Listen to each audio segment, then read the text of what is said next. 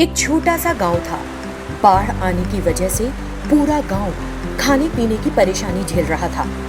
गांव वाले भूखे मर रहे थे क्योंकि उनके पास कुछ खाने के लिए बचा ही नहीं था। कुछ लोग उस गांव को छोड़कर दूसरे गांव चले गए। सिर्फ बूढ़े लोग और उनके बच्चे जो उनकी देखभाल करने वाले थे उस गांव में रह गए थे। उस गांव में एक बूढ़ा आदमी रहता था। नाम था विभावन, जिसका कोई नहीं था। भूख प्यास से बेहाल विभावन बड़ी बुरी हालत में था। वो भगवान से प्रार्थना करने लगा। तभी अचानक एक फ्रिज प्रकट हो गया, जिसे देखकर विभावन को समझ नहीं आया कि चक्कर क्या है।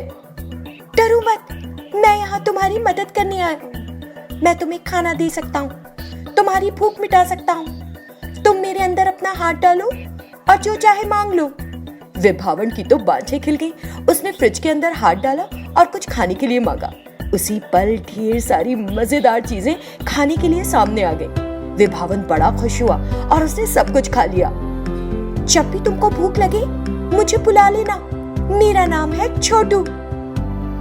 एकदम बुला लूंगा, तुम्हारा बहुत बहुत शुक्रिया।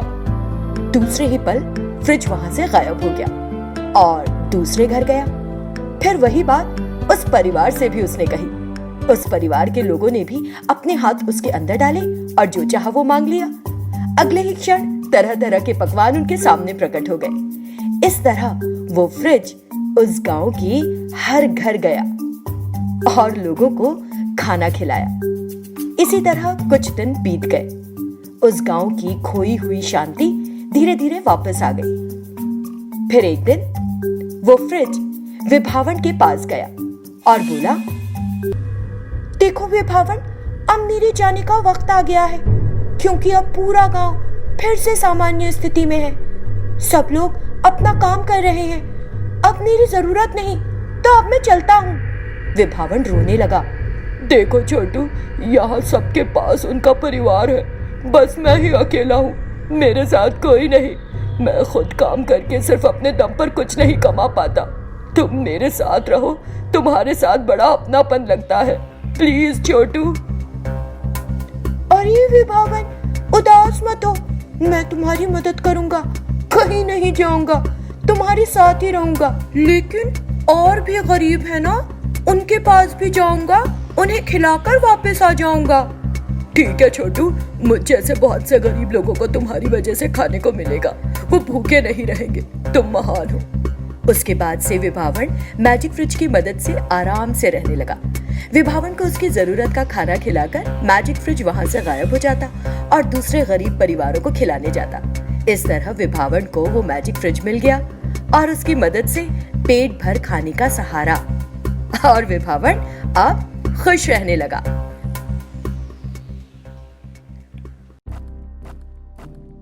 पहले भाग में सुकन्या को देख के जो बाहर से आई थी, सुमित्रा चौंक गई थी और पूछी, सुकन्या, तुम बाहर से क्यों आ रही हो? थोड़ी देर पहले तुम कमरे के अंदर थी ना? हाँ आंटी, पर क्योंकि अंकल सो रहे थे इसीलिए मैं बाहर चली गई थी।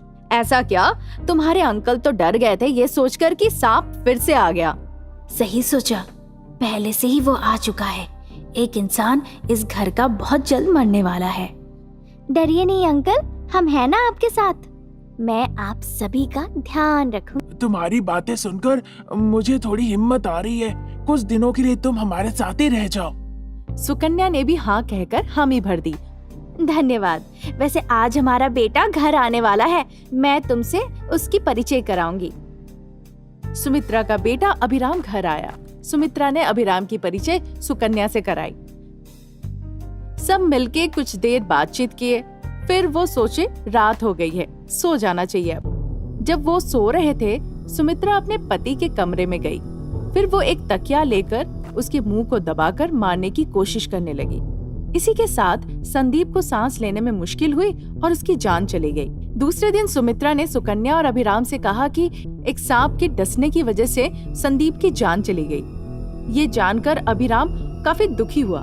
ये क्या, वो ऐसा क्यों कह रही है? पर मैंने तो उसे काटा ही नहीं। पर उसकी मृत्यु ने मेरे लिए मुश्किल पैदा कर दिया है। जिस हीरे को उसने मुझसे चुराया था, क्या किया उसका? उसकी मृत्यु हो गई मुझे बिना बताए। किसने उसे मारा? कुछ दिन ऐसे ही बीत गए। एक दिन सुमित्रा के हाथ में एक मणि थी और वो सोच रही थी। इस मणि को पाने के लिए मैंने अपने पति की जान ले ली। ये मणि बहुत ही कीमती है। हम दोनों ने मिलकर उस सांप को बहुत मेहनत से मारा था और इस मणि को ले लिया था। अच्छा, तो तुम दोनों ने मिलकर मुझे मारा था? सुकन्या तुरंत सांप बनके सुमित्रा के सामने गई और जहरीली दांतों से डस के उसकी जान ले ली। ये देखकर अभिराम सुकन्या के पास आकर बोला, तुमने मेरे माँ बाप को क्यों मारा सांप बनके? तुम कौन हो और क्या चाहती हो? सुकन्या एक इंसान में बदल गई और बोली, मैं एक नागिन हूँ। तुम्हारे माँ बाप ने मुझे मारकर मेरी मणि चुरा ली थी मेरे सर से। उन्होंने सोचा था मैं मर चुकी हूँ, पर मैं मरी नहीं थी। मैं आज भी जिंदा हूँ। क्योंकि उन्होंने मुझे मारने की कोशिश की थी, इसलिए मैंने उन्हें मारकर बदला ले लिया। अब मुझे मेरी मणि वापस मिल गई है, पर मैंने तुम्हारे पिता को नहीं मारा। वो तुम्हारी माँ थी जिन्होंने तुम्हारे पिता को मारा। इस तरह वो बताने लगी उस दिन जो भी घटना घटी थी। हे भगवान, मैंने कभी नहीं सोचा था कि मेरे माता पिता पैसों के लिए इतना बुरा काम करेंगे। अब दुखी होकर क्या फायदा? जो उन्होंने किया उसका परिणाम उन्हें मिल गया।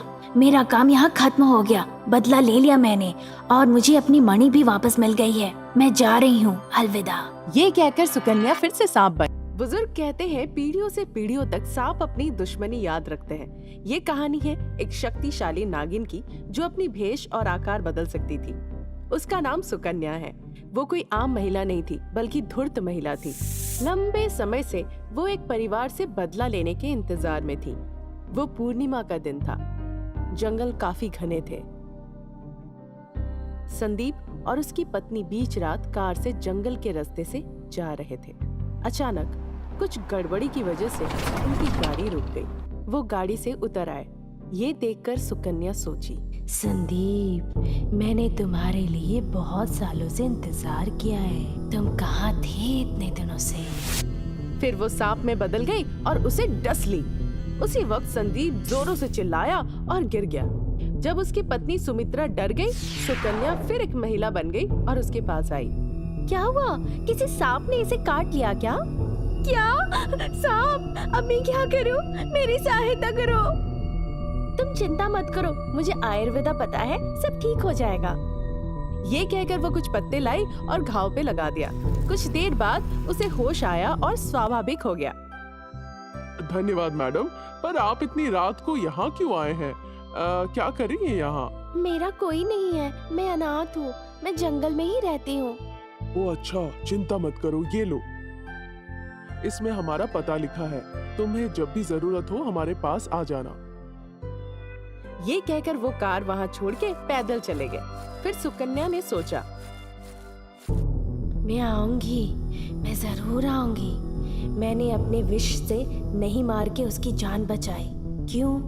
क्योंकि उसे एक बार में मारना नहीं है। मैं उसे तड़पा तड़पा के मारूंगी। दूसरे दिन सुकन्या सुमित्रा के घर गई, एक आम औरत के भेष में। सुमित्रा सुकन्या को देखकर बहुत खुश हुई। आओ आओ, मुझे बहुत खुशी हुई तुम्हें यहाँ देखकर। अंकल कैसे हैं? ठीक है, वो दूसरे कमरे में आराम कर रहे हैं। मैं जाके एक बार मिल के आती हूँ फिर। ये कहकर वो उनसे मिलने गए। वो सो रहे थे उस वक्त। फिर सुकन्या चारों ओर देखी और संदीप के पास गई। क्योंकि वहाँ कोई नहीं था, सुकन्या सांप में बदल गई और बोली, बड़े निश्चिंत होके सो रहे हो। आज के बाद से तुम्हारी नींद छीन लूंगी। इस बीच संदीप जग गया और उसने सांप को देखा। सांप, सांप, बचाओ! सांप वहाँ से निकल के चला गया। फिर सुमित्रा वहाँ आई और फिर पूछी, क्या हुआ जी? बोलो क्या हुआ? वो सांप यहीं पे था। मुझे डसने के लिए आया था।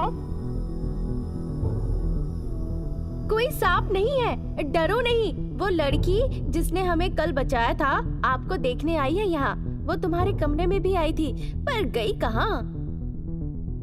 इस बीच सुकन्या बाहर से आई। उसे देखकर सुमित्रा चौंक गई। क्यों सुमित्रा चौंक गई? क्यों सुकन्या संदीप को मारना चाहती है? जानेंगे अगले